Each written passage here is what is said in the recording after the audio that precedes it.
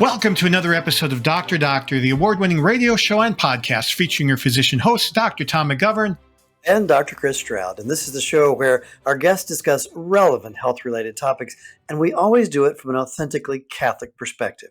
Now, Dr. Doctor is brought to you in part by the generous underwriting of our friends at CMF Curo. You can learn more at mycatholichealthcare.org. You can live your Catholic faith in your healthcare with CMF Curo. Joining us today will be Jonathan Clemens, a physician assistant who works in eating disorder recovery. This is the second episode we've had with him since there's so much to cover on this topic. I think you're going to have a lot of fun. We're going to discuss topics such as holy anorexia or anorexia mirabilis and manorexia, among other things. So, Chris, why are we going back to the well on this one? Well, I mean, sadly, I suppose, but relevantly, this is an important topic, much more than one episode, maybe more than two episodes can cover. I mean, just this topic of eating disorders, it affects people of every age, shape and size and color and origin and orientation and anything else that you can think of. It's not picky at all. And that means really any one of us, any one of our children, any one of our friends or our children's friends for that matter, could and likely will at some point be affected by an eating disorder. Just some numbers to try to put that in perspective.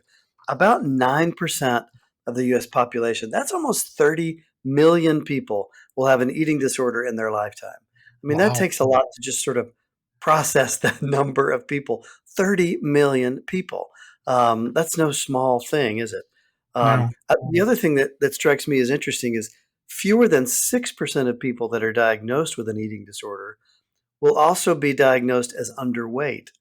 And I think what's meaningful about that, and I look forward to talking to Jonathan about it, is you can't look at someone and say, oh, I bet they have an eating disorder. Right. Or maybe more correctly, you can't look at someone and say, I'm sure they don't have an eating disorder based just on the way they look. But even more important, about 10,000 deaths a year occur from eating disorders. If you do the math, that's about a death per hour. From something that I think, I don't know about you, it just doesn't get talked about very much, at least not in sort of polite social circles, does it? Maybe not, but I do hear about it occasionally within my circles now, and maybe that's because people are becoming less afraid to talk about it, which is good because people can get healed instead of just ignoring it. Like I remember in high school, you'd see people like that, but nobody talked about it, or if they did, it was kind of to make fun of somebody. It was pretty sad. For sure. Some other, just to put a money figure on it, you and I are both small business owners, about 64 billion, that's with a B, dollars a year are spent towards eating disorders. So for so many reasons, the answer of your question, why should we talk about this? It's really important. Now, in my career as an OBGYN, I see mostly young women. And I've encountered too many, more than I can remember, cases of eating disorders in young women. And a few of the characteristics really stand out, and look forward to maybe having a chance to talk with Jonathan about it. But often it's extremely difficult to get information from the patient and maybe even from her family, leading a lot of people to say, this is really a family disorder more than it is an individual disorder. But not uncommon to encounter reams of denial, levels and levels of denial in family members that this particular person in front of you may actually have a problem. I know in our own family, a young woman had been hospitalized 2 or 3 times with pancreatitis before her family could actually come to grips with the fact that she had an eating disorder. So the family was denying it as much as the patient? Exactly. Yeah, I remember one of the things Jonathan said last time that I really liked. He said a good question to start with that isn't an attacking type question is, how would you describe your relationship with food? I think that's a really good place to start. Yeah, I mean, it is. I mean, the idea that even your relationship with food is anything other than I'm hungry and I eat is a great screening tool. But it is a serious problem, deserves our attention. I tend to think of it when we're thinking in these terms of almost like domestic abuse or domestic violence. When we as healthcare workers, when we see something, we need to say something. even if it's not our area of expertise, you might actually save someone's life just by pointing out maybe there's an issue. Maybe we should try to get someone who's an expert, like our guest Jonathan is. Oh, yes. And I've looked recently, it's hard to even enter the system for this because it seems like there's such big walls or mystery about it. And I think that could be made a lot easier because it's really expensive to get treated for eating disorders. Now, do you see in your practice as a dermatologist, have you come across, particularly young women, I think it's more common, but have you seen eating disorder patients that you knew about? That I knew about, no, I only suspected a couple female Yeah. acne patients whose acne was bad because they had no body fat. So they had Sure. so much androgens driving their acne, so much male hormones that there was no treatment that would work. But those are the only ones I thought may have had an eating disorder, but no, not commonly. Well, I think the takeaway for listeners is please pay attention. This is important stuff. And if it hasn't affected you or someone you love, that's wonderful. But there's a pretty good chance it could. And you never know when you're going to be confronted with this. It's worth knowing a lot more about. Well, I look forward to talking to Jonathan, but before that, we have our medical trivia question of the day. That we do. And yes, who knew? And the category is muscle and fat. Simple question. What weighs more, a kilogram of fat or a kilogram of muscle? You're going to have to wait till the end of the show for the answer, but we'll be back with Jonathan Clemens and more on eating disorders here on Dr. Doctor after the break. Welcome back to Dr. Doctor. We have with us our guest, Physician Assistant Jonathan Clemens.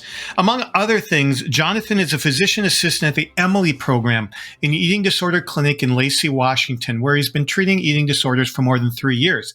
Jonathan, welcome back to Dr. Doctor to give us more information that we need to know on eating disorders. Thank you very much. So you mentioned last time, and you've mentioned in your talks that we should regularly be asking ourselves as healthcare professionals about what is a patient's relationship with food. And so how do we raise children to have a healthy relationship with food? And then the second part would be, what if an adult doesn't have a healthy relationship? How can they establish it? So take that whichever way you want to go. Okay, so that's not quite as difficult as solving world hunger, but solving our relationships with food. In a culture that's focused on appearance as value, food becomes a means to an end or a temptation, probably inappropriately so in both cases. God is the author of food. I mean, the first thing he makes is a garden to put people in. And it's not an ornamental garden, but it's full of fruit for eating. And so getting back to sort of a Christian anthropology is food is for sustenance. Food is a blessing from God. We see this throughout the scriptures. So getting away from food as an evil to be minimized, while at the same time seeing it as something to be used appropriately. We eat to fuel our bodies, to carry on our lives, and once you depart from Christian anthropology and seeing ourselves as in relationship with God, our provider, things start to get really wonky. Well, let me give you an example that I heard today, Jonathan. I heard somebody talking, and over half the time they were talking to these other people that I couldn't help overhearing because of where I was. They were talking about food and what they eat at restaurants and what they order, and all the sizes were supersized. And it's like, I've heard this person over a series of days, and that is over half of the conversation they have while working. That doesn't sound like a healthy relationship with food. And I bet it's not an uncommon relationship. What would you say about that? So somebody, certainly there is a sin of gluttony, which is a desire for the sensuality. Much as other things, we can focus on our senses rather than on the purpose. So, eating too much, eating more than is needed to be satisfied is something we see quite a lot. I mean, uh, large portions, sure, it becomes either something we're habituated to or something we were deathly afraid of, rather than focus on eating moderation, what your appetite feels for at that time, and really not falling into the trap of again, I've not reviewed the literature myself, but I I'm willing to grant that ultra processed foods are in fact designed to be addictive. They Yes. are Yes. endorphin creating, and we can have an addiction to them as much as we could to nicotine or caffeine or other substances that you know we certainly don't need in the quantities we desire. Thinking specifically or more specifically about children, interestingly, I'm a grandparent now. And so I spend an unusual amount of time with toddlers at the table. And, and anyone who's done that knows that it can be challenging. And I mean, it's occurred to me, especially in preparing for this, how bizarre sometimes our relationship with food is. I mean, we use it as an award a lot for good behavior. We celebrate with food. My kids get a good grade. I want to take them out to dinner to celebrate. And then I've caught myself telling one of my grandchildren, "No, you can't get down until you eat more." And then afterwards, I think, well, maybe they ate enough. Why do I want them to eat more? But it's so ingrained in our culture that it's really hard to know in the moment. But to Tom's earlier question, what should our messaging to children be about food and a healthy relationship with food? Well, there are undoubted countless opinions on that. Um, uh, I would say, to your point, I would say one of the things we've noticed is over the past several decades, we've gone from a culture of want and a culture of insufficient access to now where we have way too much available. Um, you look Drowning in calories, yeah. at the calories available in your average gas station, um, Quick Mart, and it could feed a small town for weeks, right? Now they're all processed, so you get the the rush of the sugar and caffeine and everything else that's involved. But teaching kids is um, I think minimizing use of food as a reward and punishment is Mm. probably a good idea. Again, Mhm. I'm speaking just in terms of my observations. This is and the plural of anecdote is not data. But um, But I have had a number. it's probably fair to assume anyone roughly our age grew up and at some point their parents told them, "Clean your plate." Because there are Which kids in certain areas of the country here who are starving, Right. and exactly. and I think that is generational wisdom that has become less effective as food has become more and more, say, addictive.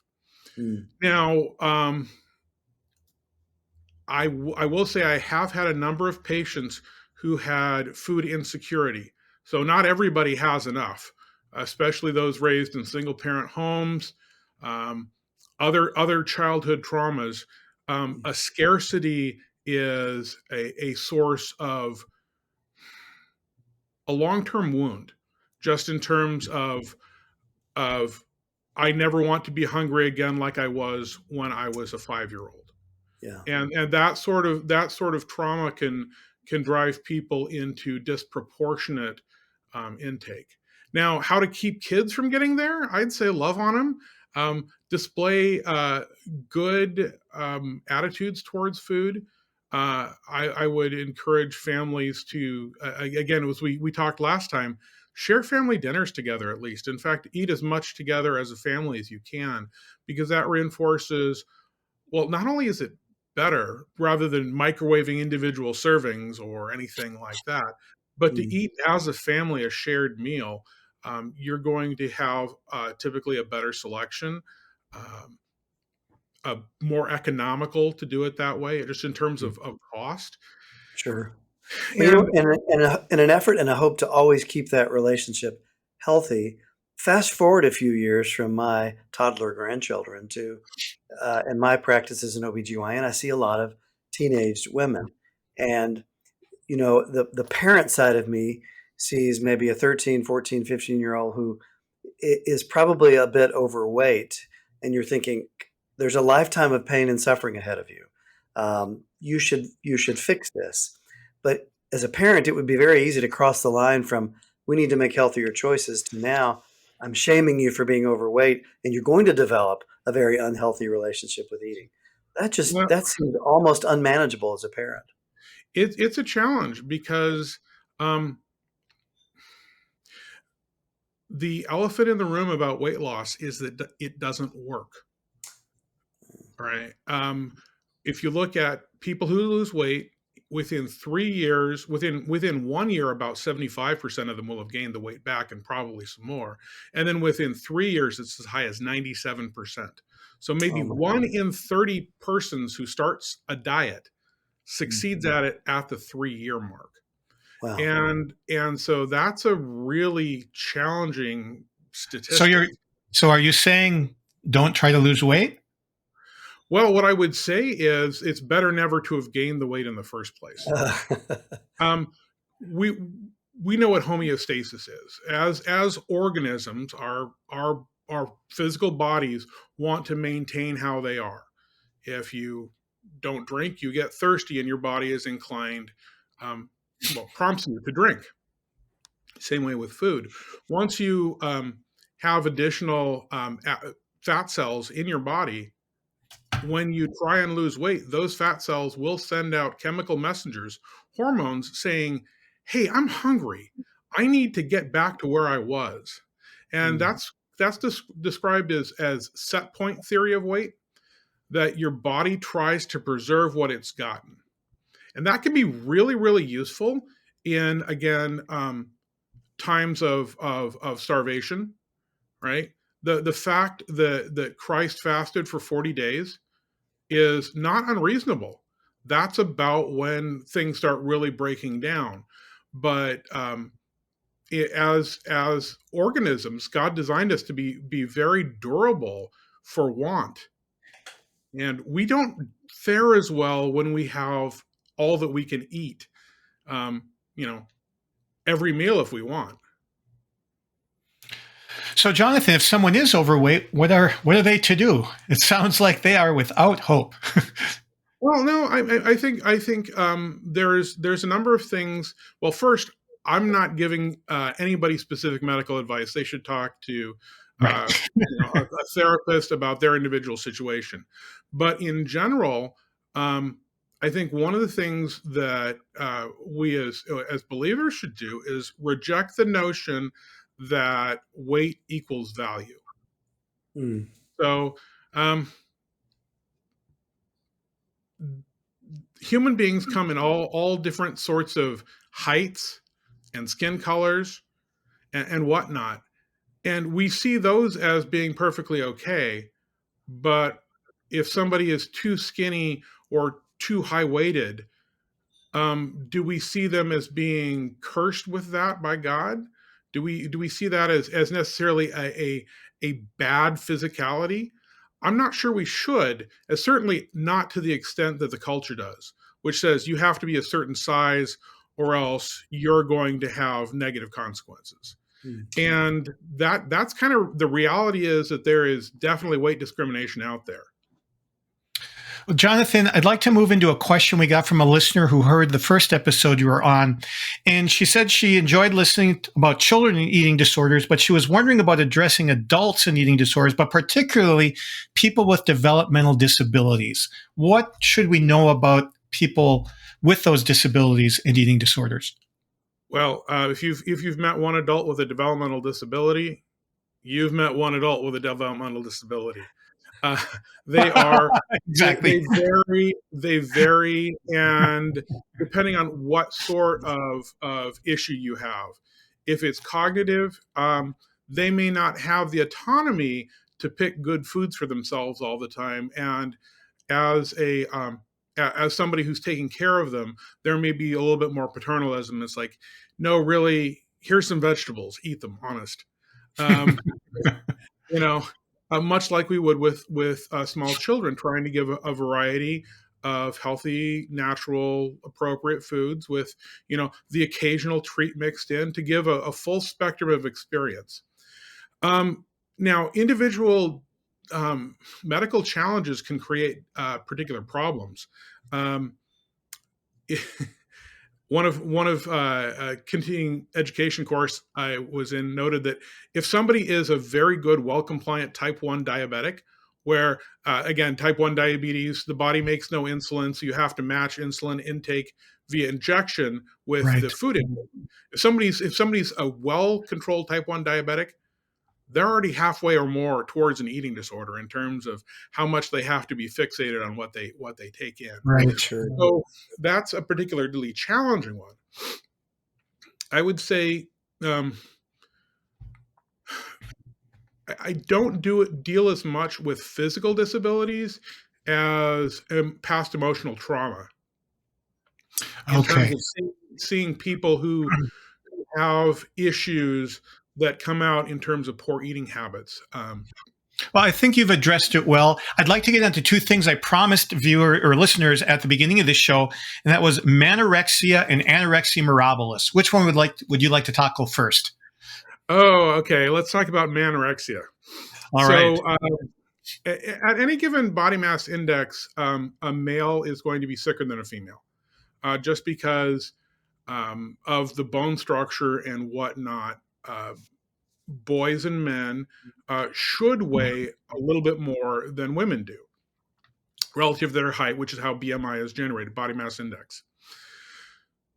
And so if you're looking strictly at weight and height cutoffs, boys will be sicker before they're referred. Okay. There's also a whole lot of pressure, not necessarily to be thin, but to be buff in terms of muscle mass and trying to, develop a six pack, get real good muscle definition. It's different from males and females, but there's still social pressure to appear as an idealized rather than a real person. So because anorexia and bulimia, the eating disorders people have heard of, right? Those are always portrayed as involving women. Right. And because of that, there's a stigma in terms of men seeking help. And there's kind of a blind spot in terms of medical practitioners looking at their male patients and asking if they have an eating disorder. So we have this whole kind of silent epidemic of men who have eating disorders, but they are neither diagnosed nor treated. I did have one patient, doctorate level medical professional, who had been dealing with bulimia for, I believe it was over 30 years by the time he first sought treatment. So it's out there. It's not very common. It was not very commonly identified. And it can go undetected and really ruin people's lives for years. But more specifically, then, manorexia is going to be sort of an umbrella term for eating disorders in men, would you say? Yeah, especially the kind where they're rather than trying to lose weight, they're just trying to sculpt their body and gain muscle mass. So there's a desire to, look like the movie stars as they train for these superhero roles, where they are buff and ripped, and they derive their value from that. Well, so it's slightly different than a more typical or the sort of anorexia you'll see in women, where it's very focused on just losing weight. And as with so many mental disorders, it seems like there's a line at which something becomes abnormal. Tom and I are both fathers of teenage boys. We all know you're going to find them in the bathroom posing in front of the mirror. That happens all the time. Yes. Which is a normal part, I think, of adolescent male development. But at some point, hearing you talk, that becomes pathological. Sure. Eating disorders exist on a spectrum. You have healthy, normal eating, and then you have disordered eating, and then you have an eating disorder. And you get into an eating disorder when you meet the DSM-5 criteria, the Diagnostic and Statistical Manual of what is it? Of mental disorders. I've got Yes. my right here. If you meet those criteria, you have an eating disorder, but you can be on your way towards one without meeting those criteria. And I think the most important thing for parents to do for kids is, again, to reinforce, hey, you know what? You're disappointed with your body. That's okay. It's still changing. Puberty is unkind to everybody at the same time. And I don't think there exists a teen who, in the throes of puberty, actually likes it. I think it's one of those experiences where parental reassurance, we tell the kids this all the time. I've been through this. Your mother's been through this. Everybody all the adults went through a period of not liking how their body looked, feeling like it's uncoordinating, feeling like it's disproportionate. And yet we all survived, and so will you.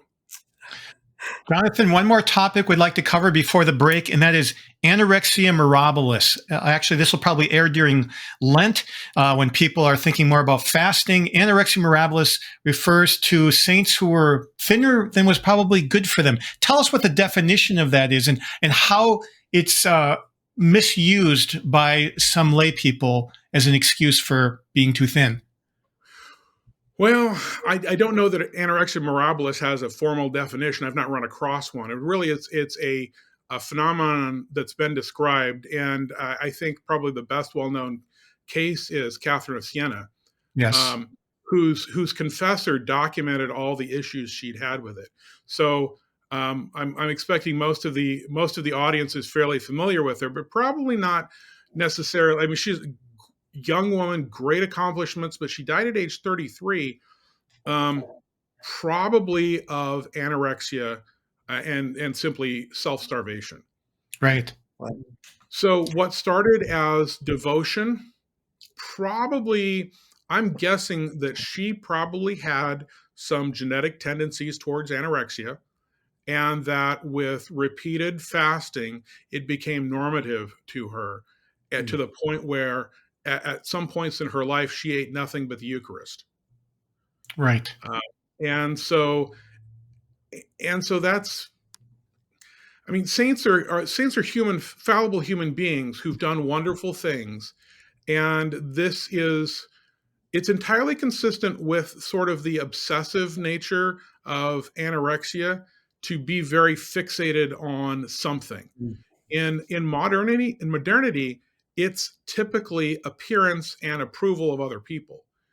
But in the 15th century, or 14th century, you're dealing with a world where the church and devotion to God is the most important thing in many people's lives. Mm-hmm. And so as a religious sister, as they existed in that time, this was rewarded and reinforced, much like people will say to a developing anorexic young woman, "Oh, you look so thin. How wonderful." Sure. So when you take someone and reinforce something like, "Wow, you fast more than everyone else does." I'm of course speaking colloquially. I have no idea how her fellow sisters would have actually phrased it. But that became a challenge for her, and ultimately appears to be the proximate cause of her death. And again, this is not some woke reinterpretation of a great saint, but really what was documented by her confessor in his biography of her, which was used in her canonization. So this is just looking through a new lens at old travails. And I think the ultimate answer is anything can be done to an excess, even fasting out of devotion, because we are fallible human creatures, and these sorts of things can go beyond devotion into an obsession. Well, Jonathan, we're gonna fallibly leave it there. and step away for a break. But we'll be right back to hear much more about eating disorders with our guest here on Dr. Doctor. Welcome back to Dr. Doctor. And now with Jonathan Clemens, we're going to talk about some specific cases of eating disorders to see what we can learn from them. And I know, Jonathan, you have a case of somebody with OSFED, a non-specified eating disorder, or another disorder, that just started boom like that. Tell us about what happened. So this was is a young woman who survived a stranger rape. And before that had been a little bit of a picky eater, but after that really was restricting very, very severely. We're not talking trying to stay under 1,200 calories. We're talking 400 calories, maybe nothing in a given day. And so this developed very rapidly. Interestingly enough, it was counted as OSFED because all the other diagnoses, such as anorexia, require it to have happened over time. So if something is of limited frequency or duration, that's often what counts as an other specified disorder. Now, how did she come to your attention, Jonathan? So again, working at an eating disorder center, this is where pediatricians, family practice, general practitioners, whatnot, refer folks to us. Sometimes social workers, psychologists, and certainly dietitians. If you go to see a dietitian and they find you have an eating disorder, they'll either, if it's nothing they can handle, they'll send you on to one of the multidisciplinary centers. And so this is a pretty severe case. Happened during COVID, and it got to us through a referral. I think that's probably what I'm going to say for patient confidentiality. And about how long after the rape did that happen? 6 weeks. Did you see her? 6 months. No, 6 weeks. 6 weeks. So 6 weeks of minimal to no eating. Yeah, that's a very serious situation.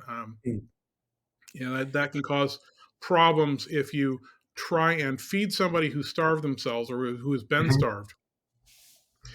You have to do that carefully, lest you get electrolyte imbalances, and it's called refeeding disorder or refeeding syndrome. Yes. So That's what were you able to do? So interesting from a traumatic perspective, in that the insult occurred, and then the result of that was this other disorder. Right. As an unusual kind of coping, almost, it sounds. A lot of trauma is more subtle than that. That was very definitive. The rape, But sure. a lot of times, you'll find that we mentioned food insecurity in childhood, but also childhood sexual abuse, other traumas, even ones that people wouldn't say, "Oh, this was terrible." Well, it may be terrible enough to lead to that problem for that person. I we don't grade trauma. Trauma happens to us, or to the people we love, and so those sorts of things can certainly prompt the beginnings. So what happened to this patient, Jonathan? So she starved herself really for 6 weeks or so. Residential care, outpatient care, and doing better. But what were the steps that brought her back? So the first thing you have to do is identify a problem. In this case, it was not a big hurdle to do. And the second one would be to connect with the right resources. Third, it would be to get insurance approval. This can sometimes be a problem, especially for patients who start in higher weighted bodies. So if you have somebody who starts at what would be considered medically overweight, the insurance companies are not usually really good at looking at, well, this person's starving themselves. So they'll look at the raw weight and say, well, they're still fine. Why don't you just deal with it as an outpatient rather than making it spend money? Sure. So, and then it was a matter of getting the patient to an appropriate level of care. In that case, it was residential care, where somebody is in a facility 24/7 with eating disorder technicians, counselors, therapists, dietitians, medical support. It's an integrated program for round the clock, focused on pretty much restoring good eating habits, whether that's uh, ending restriction or ending purging or getting binges dialed back to where somebody's just eating normally. But normalizing all of those so that the physiological issues are stabilized. So, Then that patient. Jonathan, that sounds somewhat counterintuitive in that a lot of the problems is too much focus on food. And it sounds like if I'm going to be in a place for 24/7, just Focus on focus on food, that sounds like it could be counterproductive. How is it not counterproductive? So what you've got is you've got a bunch of people talking about healthy attitudes towards food.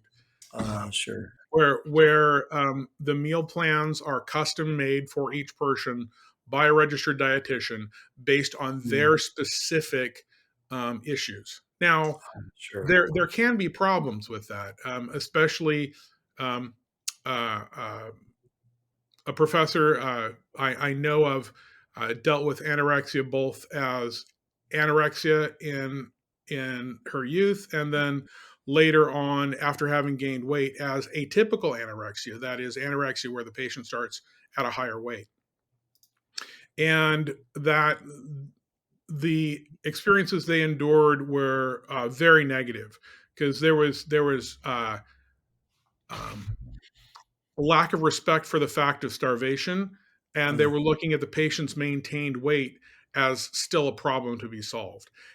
Again, you have somebody who's a higher weighted individual, they can have binge eating disorder and need to be scaled back in terms of what they're eating, or they can be starving themselves with atypical anorexia and really need their nutrients restored because their body is simply starving, even though it weighs more than your average starving person does. Jonathan, you also mentioned offline that something fairly common are eating disorders in young moms. What's common there? Okay, so the probably the most common time for women to be diagnosed with an eating disorder is in college. They're going off on their own, don't have their same coping mechanisms, are on a meal plan, and oh, by the way, are around a lot of people who see a lot of other young women with eating disorders. So your college health center is going to be one of the best places to make that diagnosis.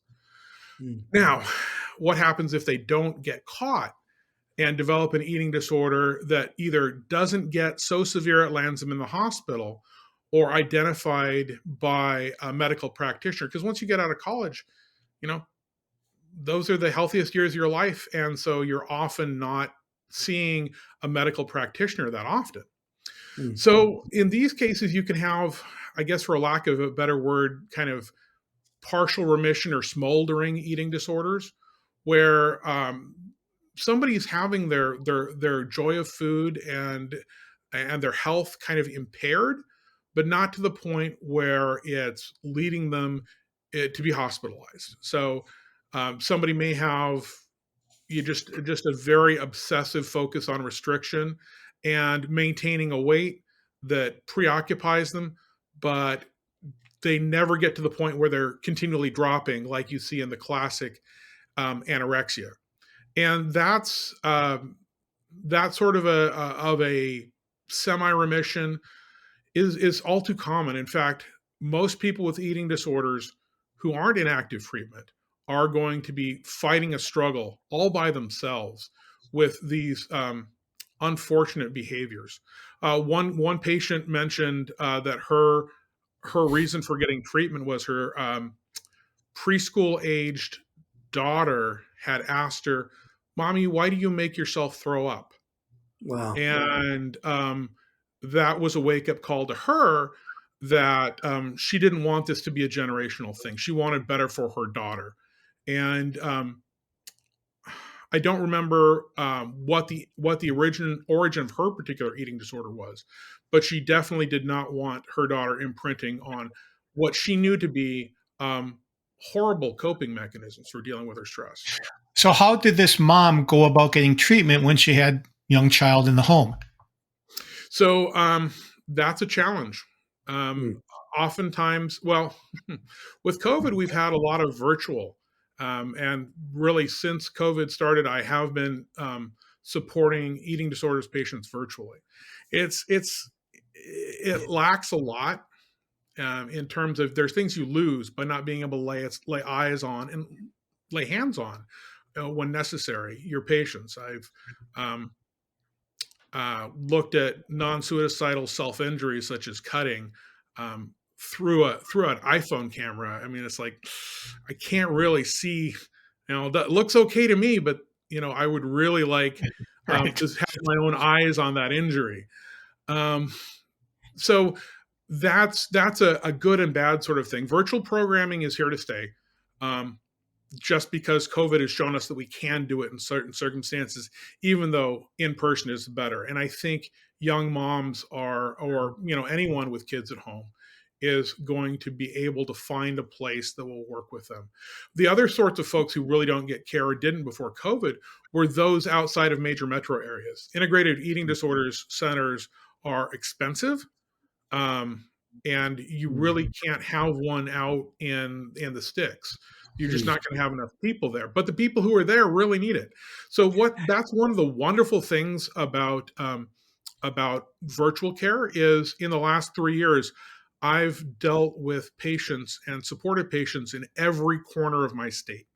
So that state licensing is by state, and so all the care needs to be delivered within the bounds of the state the program's organized. Mm.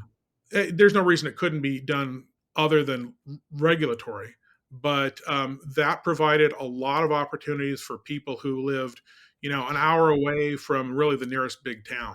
So, Jonathan, I'm aware that some of these partial virtual that are not 24/7 might have the patient on 3 times a week for 3 hours at a time. And I'm trying to picture to myself, what is going on for 3 hours that's going to make this engaging, helpful, worthwhile? Sure, I've seen 6 hours, 5 days a week. That's called partial hospitalization, and people who are that sick get a medical provider assigned to them, practitioner, excuse me. But what's going on during this time? I mean, I can barely look at the screen, you know. In a 3-hour program, you're probably going to have one meal and one snack. In a 6-hour program, you're going to have 2 meals and a snack in between. And one of the things you'll find is that the folks with active eating disorders have trouble finishing meals. And so this becomes an active coaching and mutual support, where the food it's better in person, but we still try and make it work virtually. So the food is brought together. You've got counselors, staffers, eating disorders technicians working with people and doing tricks like, here, you take a bite, I'll take a bite, and actually eating with the people for whom this is such a difficult, traumatic experience. And so you have, again, the meal plans are prepared individually by dietitians and then supported compassionately by the staff. Now, in between uh, the eating instances, you've got yoga, expressive arts, individual therapy, group therapy, and expressive arts can be a number of different things depending on the program. And so I don't know that it's half 50-50 eating and 50% nutrition education, for example. That's a group support course. And so you really have to break down people's thought patterns that led to this. We don't just want people to comply. I mean, the whole point is to give people freedom to choose what feels good, what a diet they'd actually like to eat that matches their body's needs, and so they're not feeling guilty about it. And so typically the average person will spend 6 weeks in a program like that. Some a lot less, some way more, again depending on how long it's been. Another reason early diagnosis is so important. Some people have decades to unlearn. Wow. The oldest patient I've ever treated was 70. So, and I've had multiple patients in their 50s who have been dealing with this since their teen years. And again, it's stolen so much of life from them, and there's so much of their worth and value is tied up in what they look like, that it's not something that can be fixed overnight. We can just say, "Oh, here's a sheet. Here, it'll tell you how to eat. You're good." Bye. It would be nice. It would be nice if it was that simple. But again, we're modeling good habits and really helping people develop their own style. Really, it's like, here, you're going to give us some of your autonomy. We're going to teach you how to eat, and then we're going to give it back to you. And really, as people step down through these levels of care, more and more is on them with less direction, more support, so that they can really take the lessons they've learned, adapt it to their own life, and make it work. So they're really healed rather than just minimize the symptoms for now. Jonathan, if listeners could remember just one thing that you've talked about the last show and this show, what would it be? Well, I'd say a good view of food and eating depends on Christian anthropology. There are plenty of ways to get people to stop having problems with eating behavior, but I'd say the best one is to focus on the goodness of God, the sufficiency of his creation, and the purpose and joy of food in our lives, as well as of course, that we are people beloved, people for whom Christ died. I think when you have that sort of an internal vision of your worth, it becomes a lot easier to not use food as a substitute for a wound, or an absence of God in terms of our meaning, worth, and value. And finally, what would be the best resources you'd recommend listeners go to if they want to learn more? National Eating Disorders Organization or Association, NEDA. I don't remember their website. I'm sure we can look it up and put it in the show notes. Yes. For medical practitioners, the International Association of Eating Disorder Professionals, IAEDP, is a great resource for learning about how to get involved in helping and caring for folks. Jonathan, thank you so much for being with us on Dr. Doctor. God bless you. Thank you so much. Well, welcome back to Dr. Doctor, and welcome to the answer of this week's trivia question, dealing with what else but, food, in a sense, anyway. Take it away, Tom. Fat versus muscle. Who's the winner? That's right. What weighs more, a pound of muscle or a pound of fat? Hopefully, you got the attempt at dad humor in there. They weigh exactly the same. A pound's a pound the world around. Or a kilogram is the way I asked at the beginning of the show. But actually, a kilogram isn't even weight. It's mass. That's a whole nother discussion, and don't worry about it. But really what I wanted to get at, the question really is, which is denser? So, and the fact is that one is more dense than water and one is less dense. But the difference was actually less than expected. Fat is about 92% the density of water, therefore it floats. Muscle is about 6% more dense than water, but there's only a 15% difference. Now, I was thinking it might be, muscle would be twice as much. No, it's a lot closer. But yes, muscle is more dense than fat, just not a whole lot.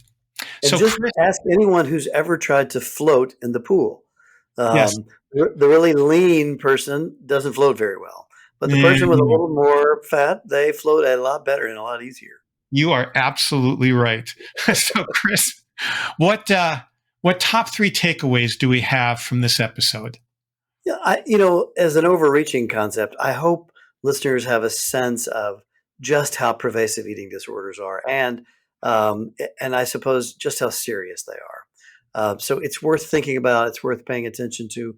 We have some rather bizarre cultural habits, particularly here in the West, where we're just drowning in calories. And we really all need to think about a healthier relationship with food, regardless of our body size. But one of the things that he said that I really liked that struck me is this idea that at any given body mass index or BMI, a male will be sicker, so to speak, than a female, partly because men are going to resist treatment so long. But that's something to keep in mind. But at any given moment, the male person with an eating disorder is in more trouble than the female. The second one was, I like this idea about adolescents and kids, where he said, parents to your kids, so you hate your body. All of us have hated our body at some point. Um, this Yes. too shall pass. You have a whole lifetime to learn not to hate your body. It's okay. Isn't that good parenting advice outside of food? One of the things we offer as parents to our children is experience. We've all stood where you're standing, and by virtue of the fact that we're still sitting here talking to you, we've survived. So take my advice and just be patient. This is going to pass. And then the last thing that he implied in so many ways, this idea of trauma, and the very sad story that he gave of the rape patient. Food is never going to fill a hole that trauma creates. Right. And that in many ways, my words, not his, the eating disorder is really the symptom of the deeper and more serious underlying problem. And without getting at that, the food problem is not going to go away. Amen to that. And I'd refer listeners to our shows we've done with Dr. Bob Schutz and his work with healing of many types of wounds, because that can help greatly. But we thank you again for being with us for yet another episode of Dr. Doctor. If you want, you can find all of our old shows on our website, drdoctor.org, and search them under episode archive by topic or guest. And we also offer our video version of our podcast. If for some unexplainable reason you want to watch us instead of just listening to us, check us out at the place Tom mentioned, drdoctor.org. And also, if you've got a question you'd like to ask us, click on Submit a Question. We'd love to hear what you think, what you'd like to hear about, and your impressions of some of the work that we've done. This is Dr. Tom McGovern. And this is Dr. Chris Stroud. We're both signing off until your next dose of Dr. Doctor.